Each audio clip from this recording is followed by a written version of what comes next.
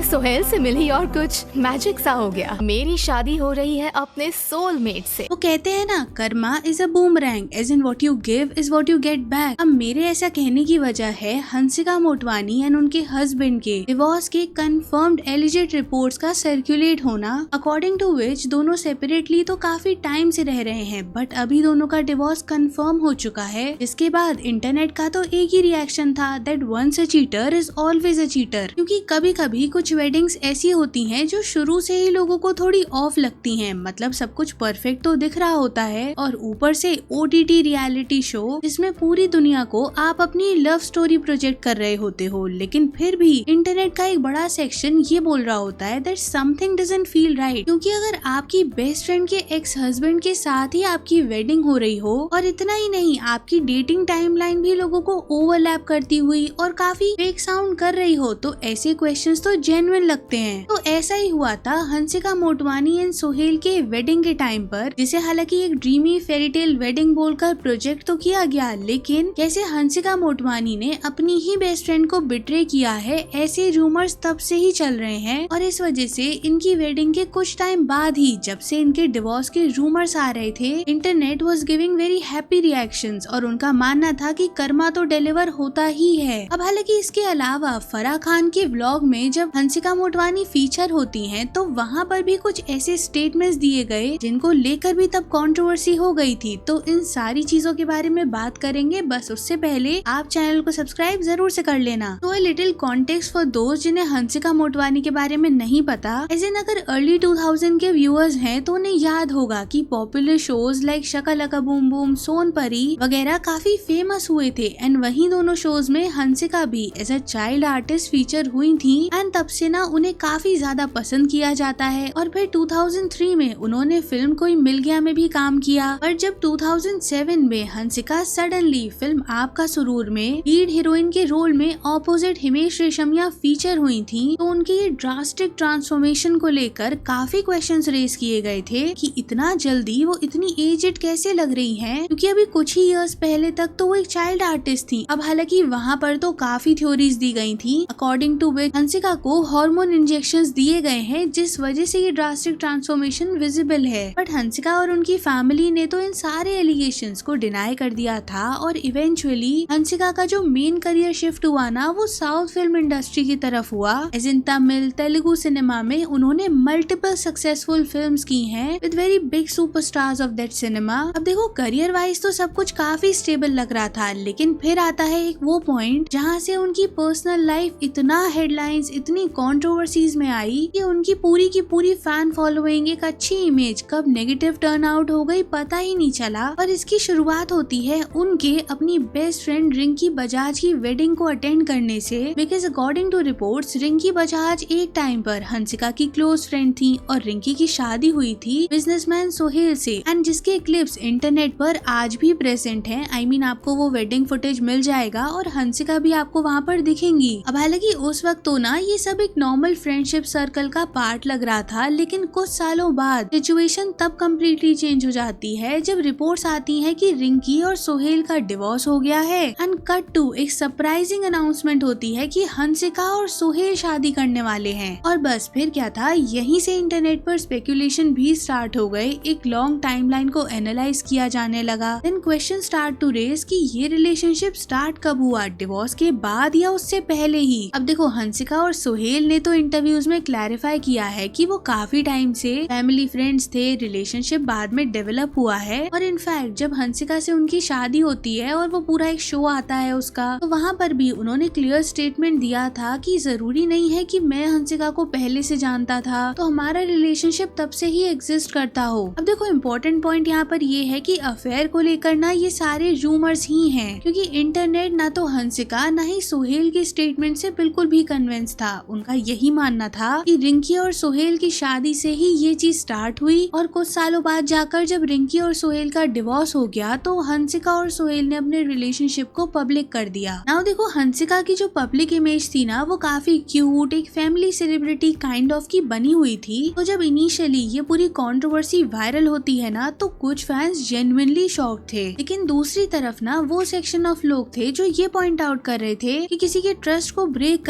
कर अगर आप कोई रिलेशनशिप बनाना चाहोगे ना तो वो कभी एक तो बिल्ड नहीं होगा और आपको आपका कर्मा मिलेगा। And amid all of this debate Hansika और सोहेल अपनी वेडिंग की अनाउंसमेंट कर देते हैं, जिसके बाद ऑडियंस ने हंसिका को बहुत क्रिटिसाइज किया। एंड जब 2022 में हंसिका और सोहेल की फाइनली शादी हो जाती है और ऊपर से पूरी शादी पर एक OTT रियलिटी सीरीज बना दी गई जिसने इस वेडिंग को लिटरली काफी वायरल बना दिया था, जिसका टाइटल था हंसिकाज लव शादी ड्रामा। अब कट टू 2025 आता है जब ऑनलाइन रिपोर्ट्स और डिस्कशंस होने लगते हैं about Hansika and Sohail living in a separate house and कैसे डिवोर्स फाइल कर दिया गया है। अब देखो ऑफिशियल कंफर्मेशन तो कोई नहीं आया था उस टाइम पर, लेकिन अब जाकर काफी सारे रिपोर्ट्स ये क्लेम कर रहे हैं कि ऑफिशियली शायद दोनों का डिवोर्स हो चुका है। And another thing that is being highlighted is कि कैसे हंसिका ने कोई एलिमनी नहीं ली है। I mean, अगर आप मेजॉरिटी रिपोर्ट्स देखोगे तो वहाँ ये पॉइंट को काफी हाईलाइट किया गया है। तो इवेंचुअली लोगों में ये नरेटिव बन रहा है कि क्या ये कोई सिंपैथी या विक्टिम कार्ड खेलने की कोशिश तो नहीं हो रही है ना। And see if we talk about Hansika Motwani ना, तो एक और कंट्रोवर्सी हुई थी अभी रिसेंटली जब वो फराह खान के व्लॉग में फीचर हुई थी, क्योंकि वहाँ पर जब वो ये बता रही थी कि कोई मिल गया उन्होंने कब साइन की थी, तो उनके हिसाब से वो 8 साल की थी। बट कुछ यूजर्स ने उनकी एज को कैलकुलेट करना शुरू कर दिया एंड ये बोला जाने लगा कि क्यों वो डेलिबरेटली अपनी एज को कम बताने की कोशिश कर रही हैं, क्योंकि अगर आप नेट पर जाकर चेक करो ना तो उनकी डेट ऑफ बर्थ जो दी हुई है और जो एज वो बता रही थी उस वीडियो में वो कहीं से कहीं तक मैच नहीं हो रही थी। एंड जिस भी वे से वो वहाँ पर कंफ्यूजिंग स्टेटमेंट्स दे रही थी और फराह खान का जो रिएक्शन था उस पर भी उस टाइम पर हंसिका को काफी क्रिटिसाइज किया गया था। तो हंसिका और उनका रिसेंट डिवोर्स केस कोई पहली न्यूज नहीं है। I mean, अगर आप बॉलीवुड में भी देखोगे ना तो बी श्रीदेवी, स्मृति ईरानी, काफी सारे एग्जाम्पल्स आपको ऐसे मिल जाएंगे जिन्होंने रिपोर्टेडली अपनी ही बेस्ट फ्रेंड को बिट्रे किया है, जिन्होंने उनको उनके लोएस्ट टाइम में सपोर्ट किया। एंड इनफैक्ट तारा सुतारिया का केस तो काफी रिसेंट है जहाँ पर उनकी alleged best friend Alekha Advani ने उन्हीं के एक्स बॉयफ्रेंड आदर जैन के साथ मैरिज की। एंड इनफैक्ट समंथा रूथ प्रभु का केस भी काफी ज्यादा सिमिलर है। I mean, देखो उनके हस्बैंड राजनिधि मोरू की एक्स वाइफ श्यामली एक टाइम पर कैसे समंथा की बहुत अच्छी फ्रेंड थी, ये काफी रिपोर्टेडली बोला गया है। एंड इनफैक्ट वहाँ तो ये तक मेंशन होता है कि जब समंथा का नागा चैतन्य से डिवोर्स हो रहा था तब श्यामली ने उनकी काफी हेल्प की, उन्हें अपने घर पर भी रखा। एंड इवेंचुअली क्या हुआ, राजनिधि मोरू का श्यामली से डिवोर्स होता है और वो समंथा से शादी कर लेते हैं। And amid all of this जो ये टाइमलाइन ओवरलैप कर रही थी इसको लेकर भी समंथा को काफी क्रिटिसाइज किया गया है। तो इन शॉर्ट सेलिब्रिटीज के केस में काफी सारे एग्जांपल्स आपको ऐसे दिख जाएंगे जहाँ पर कॉन्स्टेंटली ये चीज होती है एंड इनफैक्ट काफी प्राउडली से एड्रेस भी किया जाता है। बाकी तो अब आप लोग बताना कमेंट्स में कि इस सब पर आपका क्या ओपिनियन है। And don't forget to share and like the video and subscribe to the channel and hit the bell icon for more such videos and thanks for watching.